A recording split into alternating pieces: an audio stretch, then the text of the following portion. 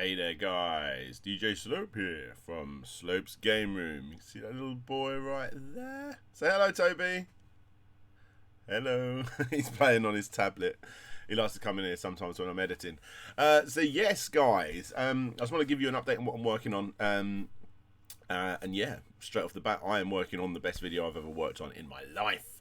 We're talking 15 or 14 or 15 YouTube collaborators and different people like that sort of thing. We've got people like Larry Bundy Jr. down the rabbit hole, Ashins. We've got some GameSack, never worked with GameSack before, that's exciting. Mac McMuscles, never worked with him before either. Erin Plays, there's some huge people working on this. And that is, of course, excuse me, you'll see the link down below or above, depending on if you're a YouTuber or a Patreon, the intro for my next video, Streets of Rage, the complete history. Now, I am spending way too long on this video, which means I've basically missed the chance to be able to get it out in time for when everyone else puts their video out. But I'm thinking to myself, you know, look on the bright side. I'm thinking to myself that that's probably a good thing, because right now it's going to get swamped with all of those people that are doing 10-minute and 1-second long videos just to get a video out in time for Streets of Rage. This is something so much bigger. This is actually going to be about an hour long. I'm going to go into detail a little bit more at the end of this little bit right here, showcasing how I'm doing some of the edits, because I'm just taking so long to do them. And I think, like I said, I'm really pushing myself. Then I've done obviously Streets of Rage complete history before, but that was my very first complete history, and it was very much just me talking about the game, as in, like, you know, my experience, almost, yeah, reviews, essentially reviewing each game with a tiny little bit of history. Now it is, whoa, massive. I mean, like Slope's Game Room complete history 2020 edition, it is literally so hardcore, so much information in there. There's some stuff in there that I've literally heard nobody ever talk about before, and actually, I'll tell you guys. We'll see if it happens. Everyone, cross your fingers.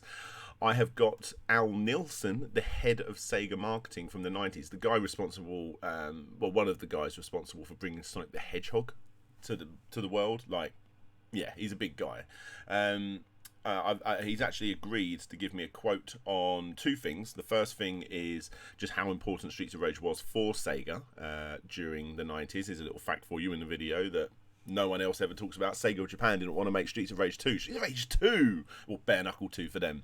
They were very much just interested in working on the next game, but because Yuzo Koshiro's team and MNM Software both showed interest in making another game, when Sega of America jumped in and said, no, you need to make Streets of Rage 2, it's huge for the Western market, they said, okay, well, how about we give it to those Yuzo Koshiro guys and let them do it? And yeah, obviously it ended up being arguably the best game on the Mega Drive, definitely in the top 3, you know. So yeah, it's very important for the Western market, Streets of Rage and Bare Knuckle for Japanese gamers.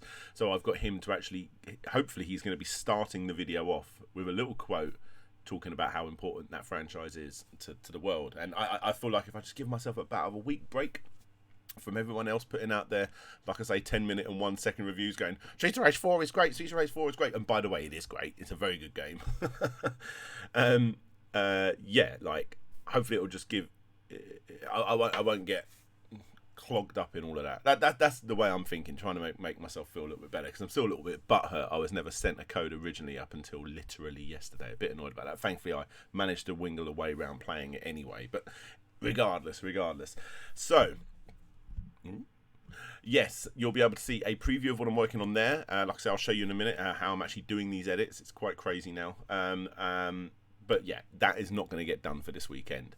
So I've decided to stop making it, same as I did last week, and I'm going to do a Kick Scammer News video. Now, it's been way too long since I've done my last Kick Scammer News, primarily because most of the scammy sort of campaigns that I've discovered are all based around the coronavirus stuff. So I can't really talk about them too much. I may do another coronavirus exclusive video for you guys. Let me know down below or above, depending on what platform you're looking at, whether you think that's a good idea, whether that's the sort of thing you want to see. I'd have to look and see how scammy some of them are, because now YouTube, Kickstarter seem to have allowed Kickstarter related products. I mean, if you go there now and type in COVID or Corona or something along those lines, you will find endless amounts of board games. I mean, we're talking into the $60,000 board games and stuff, and they're all allowed to be on the platform, so it's a different tone. So I'll see how it goes. I'll see how it goes. Maybe I will. I'll have to look into it. But let me know if it would be something you're interested in case. So yes, that's going to be my next video for this weekend, and I'm going to get working on that straight away. And also, there is actually something else. Hey Toby, my little boy has been playing on this a lot, haven't you? This? Yeah, the Evercade. So I got sent this as well, the Evercade, which I love the colour scheme. It looks like a pair of old 1980s Reeboks. What are the like the boot sort of trainers that they wore in Aliens? I can't remember, but that's what they look like. I love the colour scheme. I think it's really cool, and it's a cool little system. I got that, sent that, and all of the games. So I will do a review of that at some point. I was going to live stream it tonight, but I think I'm going to be live streaming it next week, because I mean, if I've just got Streets of Rage 4, how can I not be live streaming that tonight? So I'm probably going to be live streaming Streets of Rage 4 tonight instead. And yeah, that's what's going down. You alright, mate? What are you playing? Star Wars. Nice. Right, okay, so right, actually what I'm going to do, I'm going to leave it there, guys. Like I say, Kick Scammer News is what I'm working on next, and for anyone out there that's still interested in watching the rest of this little bit here, I'm just going to showcase some of the bits. Actually, I'll play it, and I'll let you guys see how I'm actually creating things like the Streets of Rage video and why they take so long. So let's have a gander. Let me just move this over here, and if I move this over to my capture full screen, hey, there we go. Right, so here's my editing software. Stupid amounts of, oh, come on, wake up, there we go. Stupid amounts of channels, way more than I need. So this part from here on is all unedited audio by me. Now I skip on my words. When I'm reading my scripts, I screw up quite a lot. So a lot of that will need to be cut out. I mean, there's big areas there. Obviously, that's like this big area here of nothing. That's obviously where I had to say a Japanese name or something, and I had to look up exactly how to pronounce it, that sort of stuff. So yeah. So I need to cut all that down, but I do have a lot of collaborators to be putting in here, so I still think the video is going to be an hour long. I have edited it properly to about there-ish. Yeah, just past here. So let's start playing through, and I'll explain how I do some of these edits. This is just for the people out there that are interested. But if you don't want to see any of it, just don't watch and maybe come back. It's up to you. So here we go. Here we go. 1, 2. Yeah. Turn that down a little bit. Oh my god, I can just go on straight away. So these little lines here, these are called markers. So what they do is they tell me when something happens to the sound. I put them in manually so that I can mess around and make them. And the idea was, when you hear that drum beat. 1 sec. See, all those. Yeah, I was going to jump around the screen and go. It didn't. It just looked really awful. So I decided to just. So they're pointless, in other words. So I'd let it fade out. So as you can see from here, you got some like cloud effects coming in from the left and the right. That's basically reversed image over that one. Back in 1984, there you can see him there now. Japanese developer IREM put out the although rather limited by today's standards, but still pretty damn solid arcade game that is. So I'm using a chroma key to remove all of the black, so it just looks like a PNG. Game is believed by many to have unknowingly started the. Now I don't normally stretch the screen out like that, but I feel like it looks quite nice in this intro. It's not like I'm doing a review of this at the end of the day. Turn this down. Hopefully you can hear me okay over the video. Toby, please, mate. Yeah, can you not, Toby? Can you stop it then, please? So yeah, I mean, obviously you've got a few different versions. You've got the original arcade release right there, and then obviously it goes into the Famicom release. It just gives. The thing is with my videos, what I try and do is try and make them so it doesn't stay still for too long. I like acting like a Tom and Jerry cartoon, but it's just like go. You're never bored. There's always something happening, and that's what I try and do with my videos. So yeah, I've just changed the platform. So you got the Famicom, and then it even goes into the little zoom. Here we go. Yeah, fade out. Little Amstrad CPC release. Create an image with all 4 of those and then save them as 4 separate PNGs. So that little transition took me like 20 minutes. Let me show you how I did it. It is ridiculous. So the first things first, you got to actually like map the way the dragon moves to the right speed. So I had to watch the gameplay and make sure I could get it just about right, the way that, you know, it comes down. So I've changed the speed to a fast, so it comes in real fast but slows down at the last bit, so it's still smooth. Here we go. I'm just keep knocking my mic. Here we go. So look. See what I mean? Look, this is it coming down, and this is it coming down here. But because it doesn't come all the way to the edge of the screen, you'll see right in this little green area the image start to come in. There you go. And then from then on, obviously I move it over, and then that last part there, that, you know, like, look, I can just move the actual dragon over. It's all going along.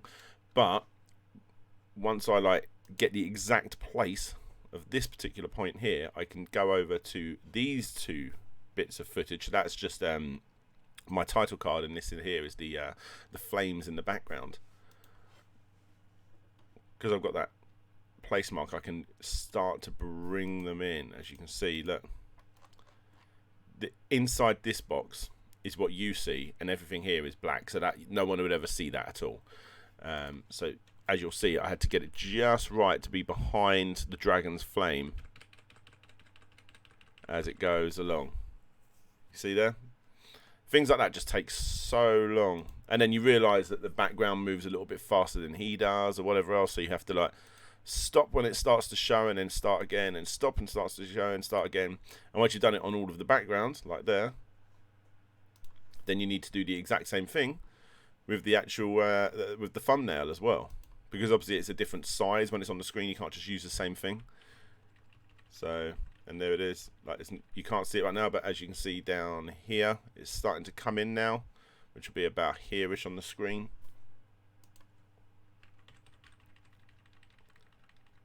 There you go. You see it's coming in. And yeah, a tiny little edits like that take a long time, but I really do think it's what makes the videos like look aesthetically pleasing. I'm not going to show you everything. I'm just going to show you a couple of the sexier edits.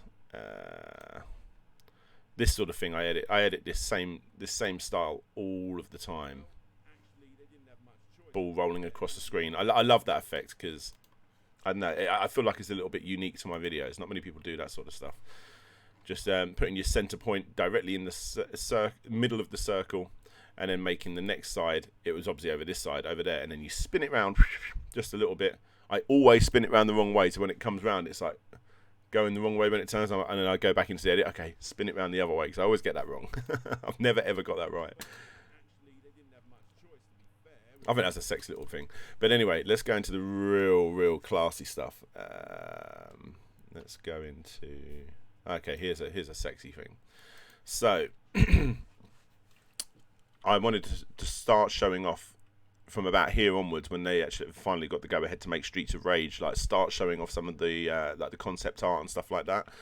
So, do a nice big slow Star Wars pan. That's what I like to call them, Star Wars pans. So with this, there are so many different images. If you look where the mouse is, so you've got this image. Obviously, there's your background, the old paper. But then you've got one image, another image. You go up. I've got so many layers, it's silly. Another image, and the idea is they're actually all one image, but I've had them all cut out. All different layers, with the top one at the very top, because that's the one you're going to be seeing first, being the image at the front of the crowd of images. So I'll show you what I mean, and I just think it looks like a really nice effect when you put them all together.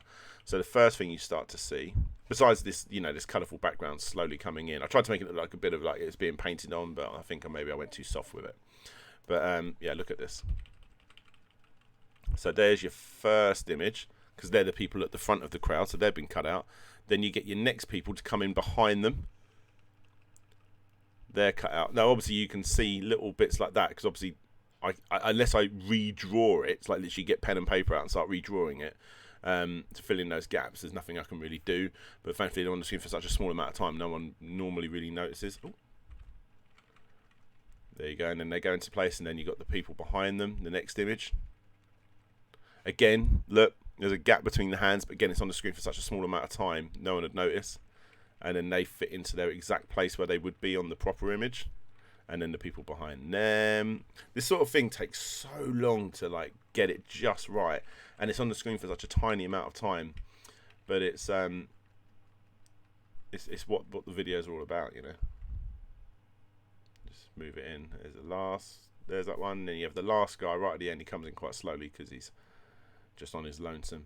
And then once that's all done, people are going, "Oh, that was quite interesting." And then you got the text come in from our first collaborator, which is GameSack, Joe from GameSack. So yeah, there's one of the cool edits, and I'll show you one more sexy little edit. So the original name for Streets of Rage was called D-SWAT, which was a kind of sequel to E-SWAT, because you had some of the team working from E-SWAT that came along to work on this new brawler game. And the D stood for Dragon, so it's called Dragon SWAT. I reached out to a guy that had done a metal cover of one of the Streets of Rage songs, and I said, "Look, can I use your music for this particular part?"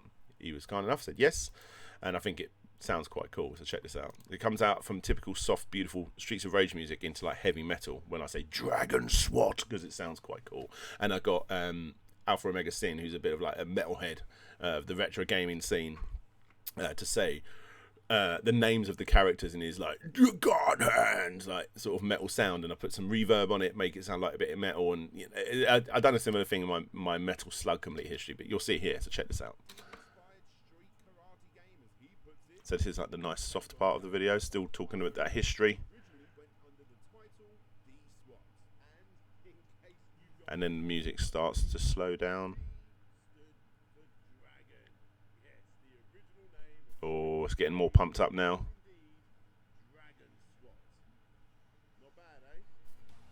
There we go. Boom. Get some flames. That's one of the zoomed in pixel images from eSWAT. And that's an original design document, by the way. God hand. Cutting him out, filling him in, make sure he's the best quality he can be. That, like, even down to this actual text here, this isn't like some font. This is like literally taken from their design document, zoomed in incredibly using a I have this like waifu image exploder thing, which just makes everything zoom in and without losing quality. It only really works with like cartoony type images, and I've done that so that I could get like literally their handwriting.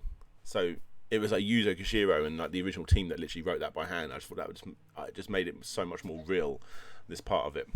So as I'm introducing each one, you got each person comes in, which I've coloured in and made sure I've cut out and given a tiny bit of a fade around the edge, and introduce them, trying to give off that sort of like, I don't know, like an introduction to like Global Gladiators or something like that, if anyone knows what that is.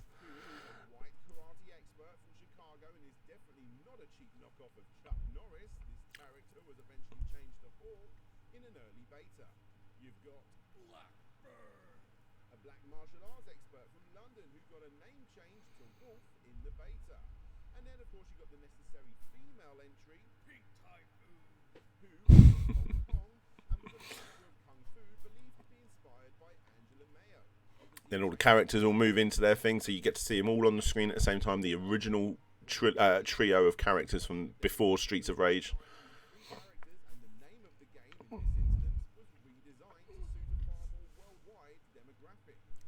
Then they slowly get morphed into what they eventually became.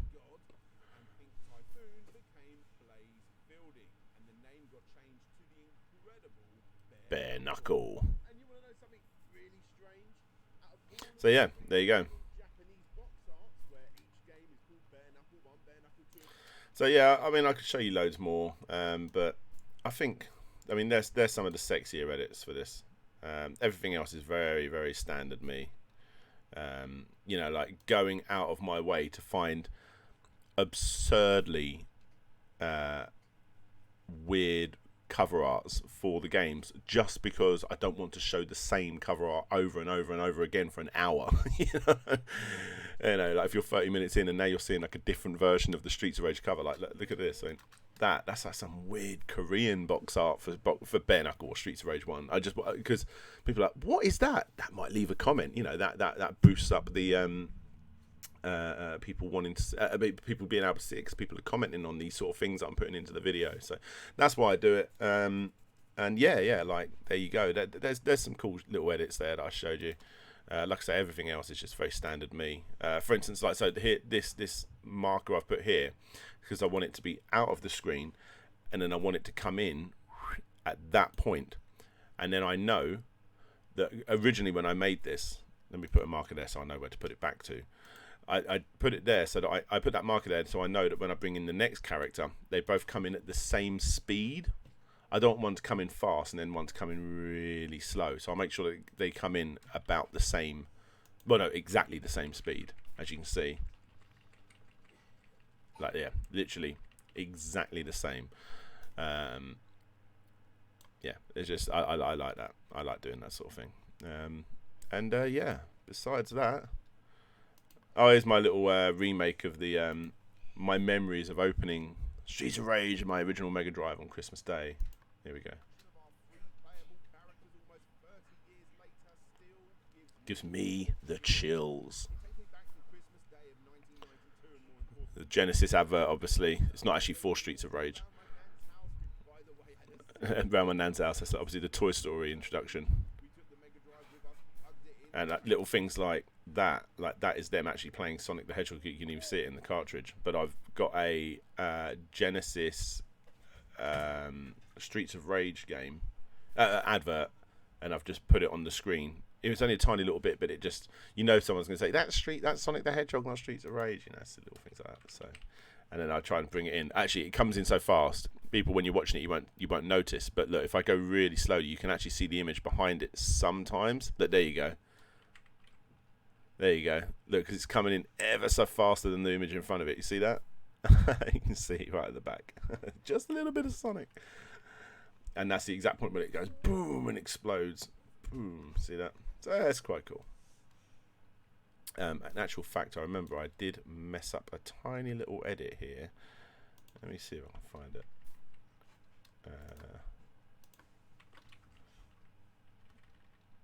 No, the edit wasn't there.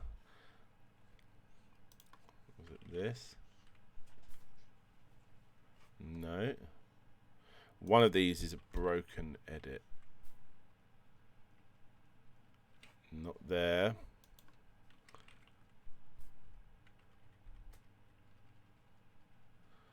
Not there. Let me zoom in, make sure that's definitely not the case.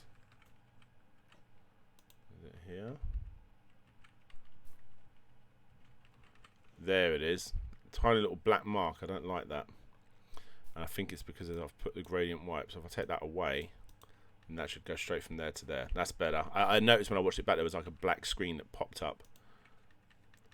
And then the booming 35-inch TV. That's when the TV comes in.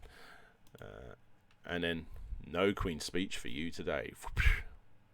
There you go. I think that's done. So let me press save on that. Right. So now I'm going to go off and I'm going to work on Kick Scammer News, because it's been so long. It's going to be like spread over 2 months worth of news. It's the last day of the month now. So when this goes up in 2 days time, it'll be right at the beginning of the month. I've got a sponsor for it, which is nice, and I can, yeah, like I say, it's going to be spread over 2 months because there wasn't a lot of stuff not related to COVID-19, sadly. So yeah, that's what I'm doing now. Thank you very much, guys. I'm going to end it here. I realise I've probably spoken for far too long. Much love, and thank you all so much for your support. Love you. Bye bye.